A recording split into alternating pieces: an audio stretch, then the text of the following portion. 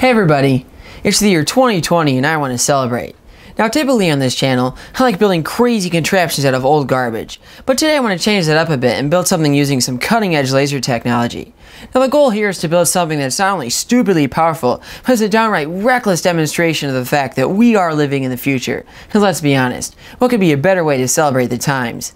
When we think of technological advancement, we usually think of our electronics getting smaller and more powerful. Now lasers are no exception to this, with high-power lasers becoming more efficient and available in smaller packages. Recently I was able to score an engineering sample for this absolute monster of a blue laser diode array, rated for a whopping 95 watts of output power, and probably capable of quite a bit more than that. So naturally, I want to jam this thing into a tiny housing for a hilariously dangerous laser pointer. Now in fact, going off the rated output power alone, this thing should actually make for the most powerful CW handheld laser in the entire world. So yeah, without further ado, let's get to building. Oh yeah, I should warn you that all the crazy stuff that you're about to see was done completely for educational purposes. In fact, if you were to try any of this stuff at home, you'd probably die, so yeah, please don't try this at home. Now there's some shady stuff going on with this crazy laser diode array, because it's apparently made by Nietzsche, but if you actually go to the website, there's actually no information available on this part. In fact, this data sheet here was just given to me by the person who sold it to me. So that means that either this part's fake, or the public just isn't supposed to have these things yet. And now going off of past experiences with powerful laser diodes, I'm actually going to bet it's the latter. But either way, it can't hurt to fire this thing up just to make sure it works. Alright, so I strapped the laser array onto this heatsink here and then added some test leads. Now this silicone thermal padding isn't exactly ideal, but I won't be running this thing very long for this little test. Alright, I have it sitting just below threshold there. It is now ready to fire up. Alright, here goes nothing. Oh jeez, wow, look at that beam! Man, it's lighting up the whole room there too, that's insane! And gosh, what's that, like 10-20% of the rated power? Oh man, oh this thing is gonna look ridiculous at full power. Wow. Oh, and check that out. You can see all the little beamlets there too. I wasn't expecting those to be so visible. Oh man, wow. Oh oops, I better kill it before I light that beam stopping fire. Now it's funny because part of the reason why this array even exists is to prevent hobbyists from using them. Now it turns out that one of the biggest uses of blue laser diodes is in hybrid DLP projectors, and the manufacturers are sick of us tearing them apart for the lasers. I guess what little money that they make from those sales just isn't worth the bad publicity if somebody gets hurt. Now by combining all the lasers into one small part, they think that they can stop us from using them, and in fact this is explicitly stated on some data sheets for laser diode arrays. Now what they don't account for is cycles like me that'll just run the entire array at once using a giant battery pack. On the thermal cam, you can see that it doesn't take long for this laser to heat up, and really that's no surprise considering the extreme power density of this little unit. Now since laser diodes hate heat, I'm going to have to be extra careful that I don't bake the poor thing when it gets put inside the laser pointer housing. Alright, so that's enough screwing around for the time being. It's time to get to building. For the laser's housing, I'm going to use this sweet retro-looking radar gun that my friend scored from a junkyard. Now amazingly, this thing was actually in use till just a couple years ago. Now at least according to this calibration sticker here. Now why it got thrown away I'm not quite sure. Maybe it finally broke or maybe just got replaced by something newer. But either way I'm just thankful that it got saved before meeting the trash compactor because this thing is just way too cool to get scrapped for its metal content. I went ahead and tore down that radar gun there, and I have to say, there's a lot of cool stuff inside this thing. For one, you have these old school through-hole PCBs, and then obviously this really nifty microwave horn here. And there's even some maintenance logs here that go back to the 90s. And check this out. If you look at this board here, it says it was made in 1985. So that means that this thing was being used for like 35 years in the field, which is actually really impressive. Now, I won't be needing most of the parts on this thing, other than this switch here, and then obviously this really cool casing. This is essentially going to be a scaled up version of my other giant handheld lasers. So along with the laser array I need to fit in a power source, a constant current driver, and some method of cooling. Now this isn't exactly going to be easy, since a 100-watt laser in a handheld unit is literally insane. Like that's the same output power as this monster surgical laser over here. Heat is going to be the biggest issue here since I'll be feeding the laser about 300 watts. Now of that, a little over a third of that power is going to be emitted as laser light, which is actually really efficient. But still that means there's an extra 200 watts of heat plus whatever's wasted in the drivers to get rid of. Now if I were building this into a benchtop unit, I'd use TEC cooling or even liquid cooling for solid thermal regulation. But this just isn't practical in a handheld unit since that would actually generate more total heat to deal with, so I'm just going to resort to using a big heatsink. As for coming up with the right heatsink, I suppose you could take some measurements and make a 3D model that could be CNC'd. But who am I kidding? I don't know anything about 3D modeling software. And besides, power tools are a lot more fun, so I'm just going to hack at this hunk of aluminum here until it fits in the housing.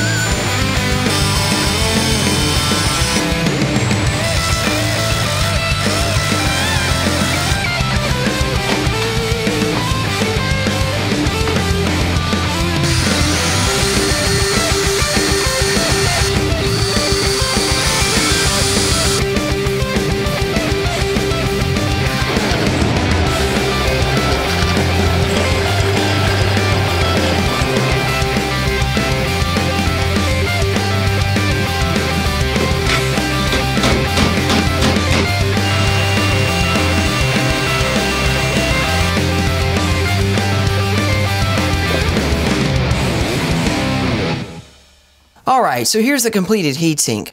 Now is it ugly? Well yeah, but part of the reason why I'm using this radar casing is so you can't tell that it's total trash on the inside. Now since space is so limited, I'll be attaching the drivers to it also. Now you can't just hook up laser diodes to a battery and expect them to survive more than a second. You need some sort of current regulation. Now there are a lot of ways to make a constant current driver, but I ended up going with LM338s, which actually isn't as stupid as you might think. Now for one, they're simple to implement and provide a steady output, but they're also surprisingly efficient when ran at the higher end of the rated voltage, and along with a small input to output voltage differential. I decided to run the laser diodes at 3.2 amps per string, which is pushing them a bit since the manufacturer only suggests 3 amps, but I'll only be running them for short increments of time. Now I'm taking this risk since I really want to clear the elusive 100 watt mark, which has likely never been done in a handheld laser.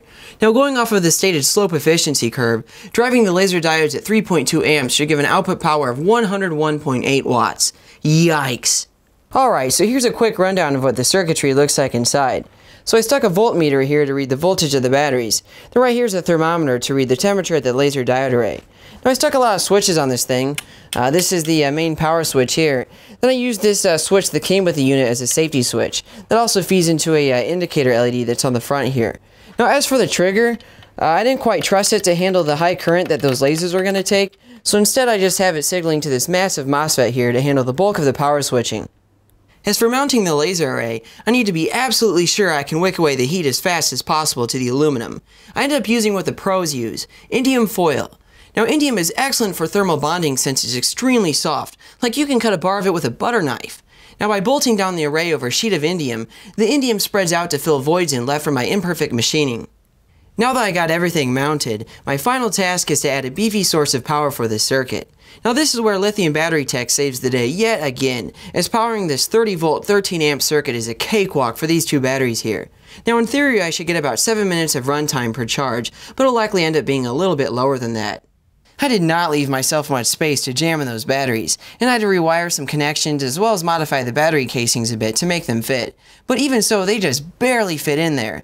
And yeah, it was scary trying to close the case, because shorting the batteries would cause a fiery nightmare to say the least. Okay, everything's put together now. I guess it's finally time to test this thing out. But first I gotta put on my laser goggles, because seriously, just looking at the output of this thing on a surface is definitely enough to burn your eyeballs out. Alright, so here's the main power switch.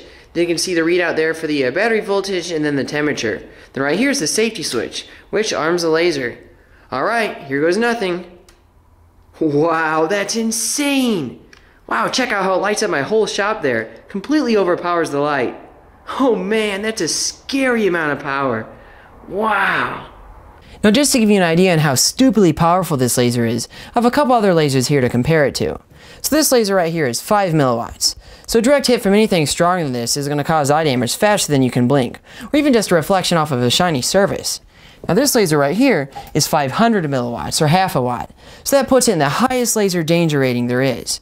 So that means that not only is it a fire hazard, but just looking at the spot on a surface can burn your eyeballs out without goggles. And then there's this laser, which eclipses that rating 200 times over. I mean, seriously, there's no sane reason for something like this to even exist, and yet here I am, flaunting it on a YouTube video. Okay, so what can I even do with it? The same thing as any other gadget that isn't boring. Light stuff on fire. Check out how the raw output just torches my desk. I'm not even using a lens here. The power density is already way higher than my laser bazooka. As for the other burning tests, let's start with the easy stuff. I wonder how fast I can pop these balloons with the laser. That never gets old. Let's try it on a paper bag. Huh, well that's terrifying. Geez, that lit on fire like nothing. Yeah, this thing is a lot of fun. Can the raw output ignite wood? I'll take that as a yes. How about a ping pong ball? Alright, that's pretty cool. It turns out ping pong balls are surprisingly flammable due to their nitrocellulose content. Speaking of nitrocellulose, here's a little bit of flash paper. Since I'm already igniting a bunch of random stuff, I might as well put that chemistry degree of mine to use and whip up something exciting.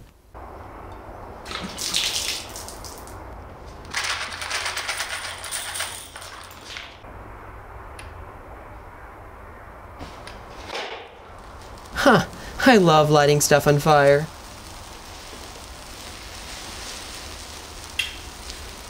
This right here is one of my most requested laser experiments. Can it cook a steak? One way to find out. That smells so good. Listen to that baby sizzle. Huh, and you thought microwaves were bad at cooking food all the way through. Some people might ask, how hot is the beam itself? Well, the thing is, there isn't actually a temperature. Yeah, it's hot. Okay, well the beam doesn't exactly have a temperature, but it certainly can heat up objects very quickly. Now, how hot depends on a lot of factors, but this piece of wood here heats by hundreds of degrees in under a second. Let's tackle another popular viewer question. Can I send electricity down the laser beam? To test this, I have a voltage multiplier stack that produces very high voltage DC.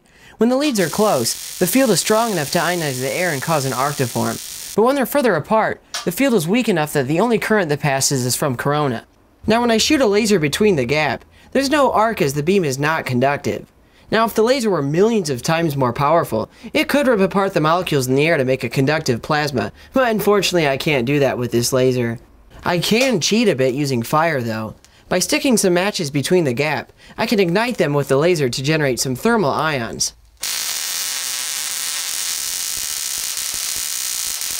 What happens here is that these ions get accelerated by the field and then smash into other neutral molecules in the air, which generates more ions. This process cascades until you have a giant arc between the electrodes.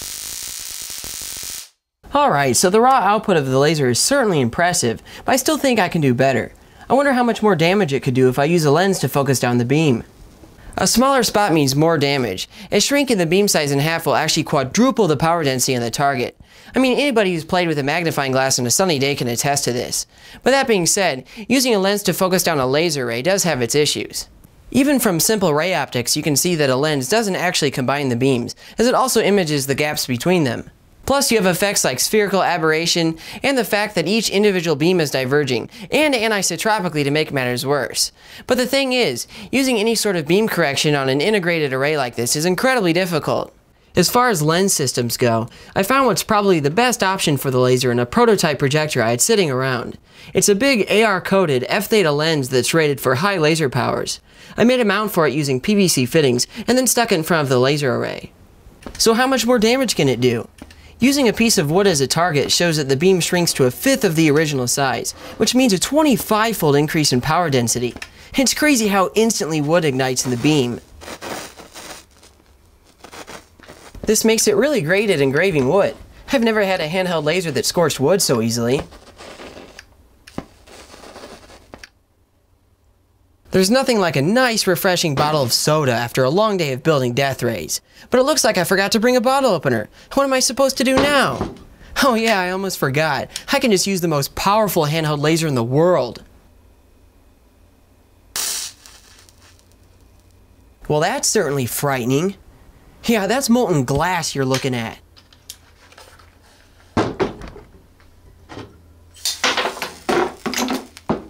That was probably the most metal thing I've ever done on this channel.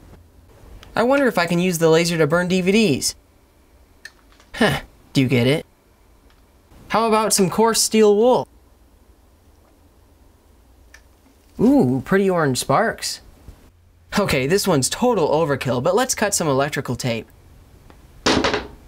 That was pretty satisfying. Can the laser strip the paint off of this steel lid? One way to find out. Huh, it works, but not very great. Actually, it seems to be damaging the metal itself. Okay, that's pretty ridiculous. I wonder if the beam can punch all the way through. Wow, that's crazy! I did not expect to see the day where I could shoot through metal with a handheld laser. Like, that's just unbelievable. It wasn't even that long ago that a blue laser of this strength would require the setup the size of a building to operate. So check out my massive argon ion laser that was made in 1995. Now by massive, of course, I'm referring to its physical size. The physics going on here is really cool, where the laser emission is coming from an ionized argon plasma inside the tube. This particular system makes 9 distinct colors that are apparent when the beam is split up with a diffraction grating. But for all but just a few applications, the argon laser has been rendered obsolete by the blue laser diode. So why is that? This behemoth of a laser only outputs about 70 milliwatts, yet it takes a whopping 1,500 watts to produce that output. It's crazy just how fast laser tech has progressed. I mean, this laser isn't even that old. It's only a couple years older than my cat Putty Tin. Yet this handheld laser built in 2020 is well over 1,000 times stronger while consuming a quarter of the electricity, and also only being a fraction of the size. Now I think that's pretty cool. While this laser is definitely pushing the envelope for power to size factor, I'm not the one who made this kind of build possible. This project is actually based on 2 recent Nobel Prize winning technologies. There's the lithium-ion battery that won the Nobel Prize in Chemistry in 2019, and the blue LED that won the Nobel Prize in Physics in 2014. Lithium batteries are incredible in their energy storage capabilities, and that's why they're used in our phones and laptops and pretty much everything around us. I actually used a small lithium battery to jumpstart a car last month. Then there's the blue LED, which directly led to the blue laser diode.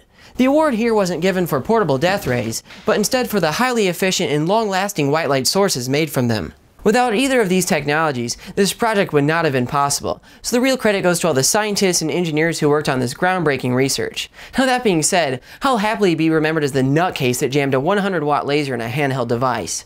Now I do want to clarify my claim that this is the most powerful handheld laser in the world.